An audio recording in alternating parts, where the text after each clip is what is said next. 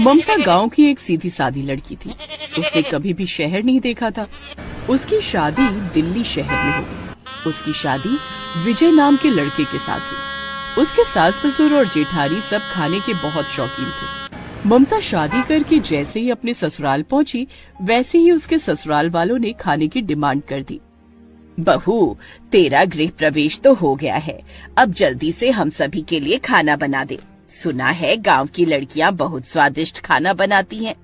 सासू माँ, मुझे सबका तो नहीं पता, पर मुझे खाना बनाना बहुत अच्छी तरह से आता है।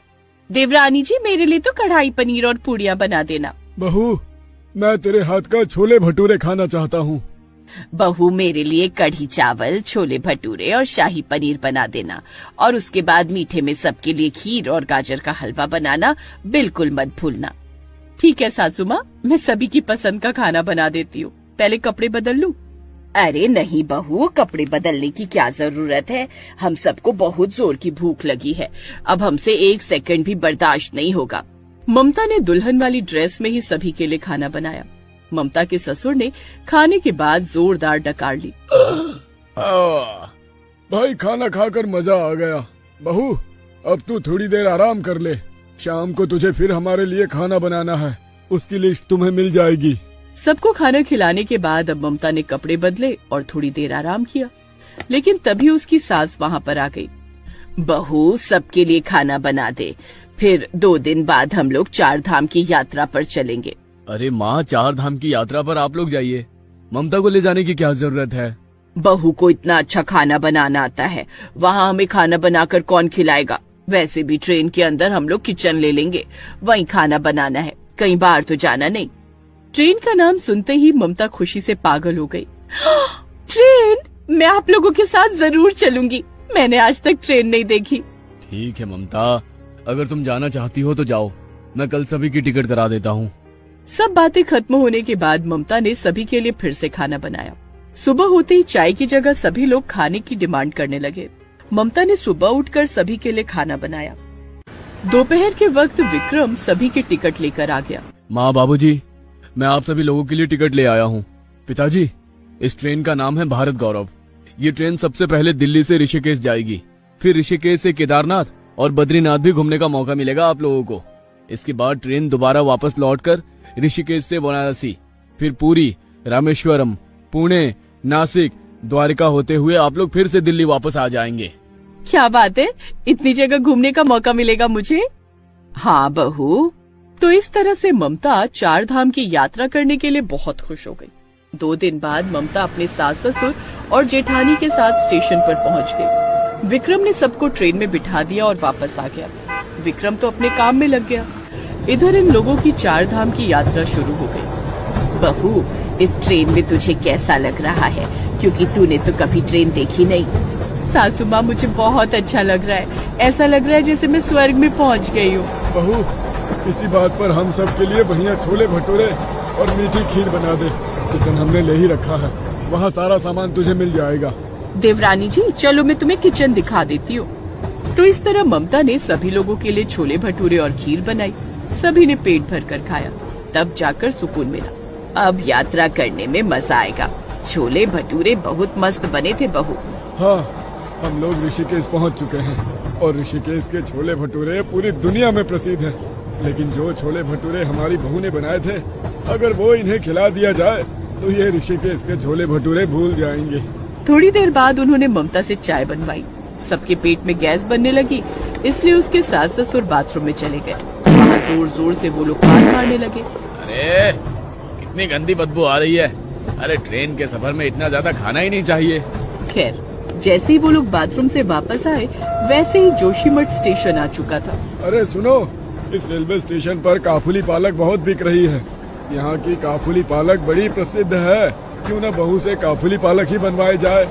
इसमें भी कोई पूछने की बात है। बहू, जल्दी से जा, काफुली पालक करी बना दे। ठीक है सासू माँ। ममता किचन में गई और उसने सबके लिए काफुली पालक करी बनाया।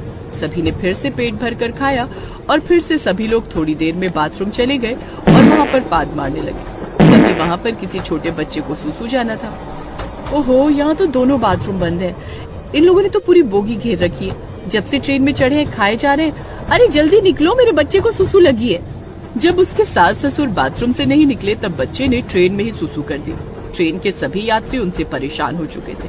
खैर धीरे धीरे ट्रेन केदारनाथ धाम पहुंच गई। बहू, केदारनाथ और बद्रीनाथ में कचमोली राजमा और झंगोरा की खीर बहुत प्रसिद्ध है। अब तुझे पता है ना कि क्या करना है। ममता सीधी सादी थी।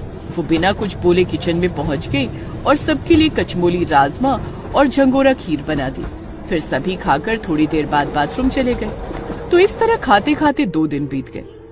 धीरे धीरे रात हो गई और ट्रेन वाराणसी पहुंच गई। वाह, वाराणसी आए और पेट पूजा ना किया तो क्या फायदा। यहाँ पर तो बहुत कुछ फेमस है, जैसे कचौड़ी, सब्जी, दही वड़ा, छोले भटूरे, दाल बाटी, लिट्टी चोखा। अरे तो इसमें कौन सी बड़ी बात है। बहू, जल्दी से किचन में जा और तेरे ससुर जी ने जो बोला है सब कुछ बना कर ले आ हमारे लिए। ठीक है सासू माँ, मैं अभी बना कर लाई। अब तक ममता खाना बना बना कर बहुत थक चुकी थी।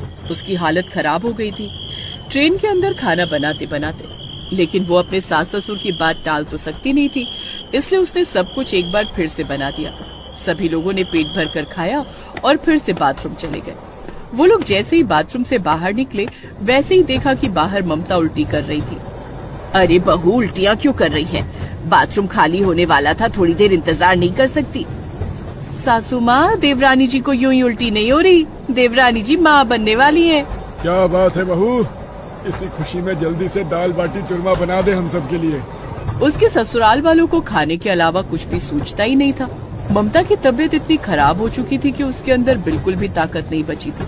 यहाँ तक कि उसकी गर्भवती होने की खबर सुनने के बाद भी वो लोग उसी से खाना बनवाते रहे। घूमते घूमते आखिर में वो लोग द्वारका धाम पहुँच गए। वहाँ एक शिव मंदिर भी था। सभी लोग वहाँ पर दर्शन करने लगे।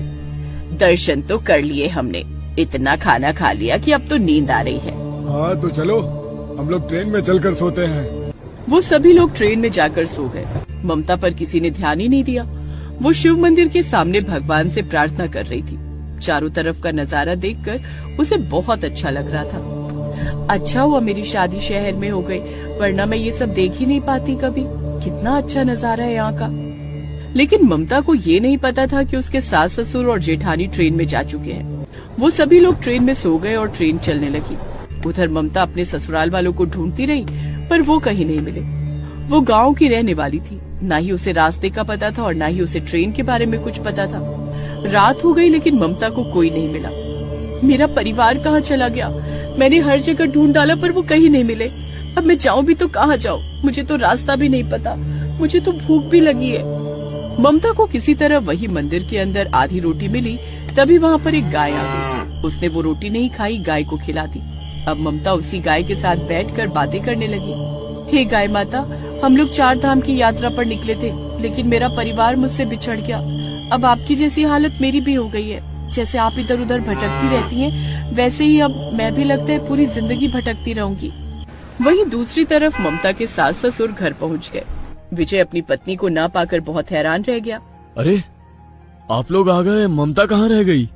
अरे हमें क्या पता बेटा, इन गांव की लड़कियों को थोड़ा घूमने को क्या मिल गया, आजाद हो गई। वहीं कोई मिल गया होगा, किसी लड़के के साथ भाग गई होगी।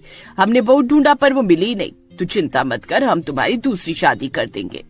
दूसरी तरफ ममता भीख मांगकर अपनी जिंदगी बिताने लगी और उसी मंदिर के बाहर वो सो जाती थी। ऐसे धीरे धीरे 9 महीने बीत गए। ममता ने एक बच्चे को जन्म दिया।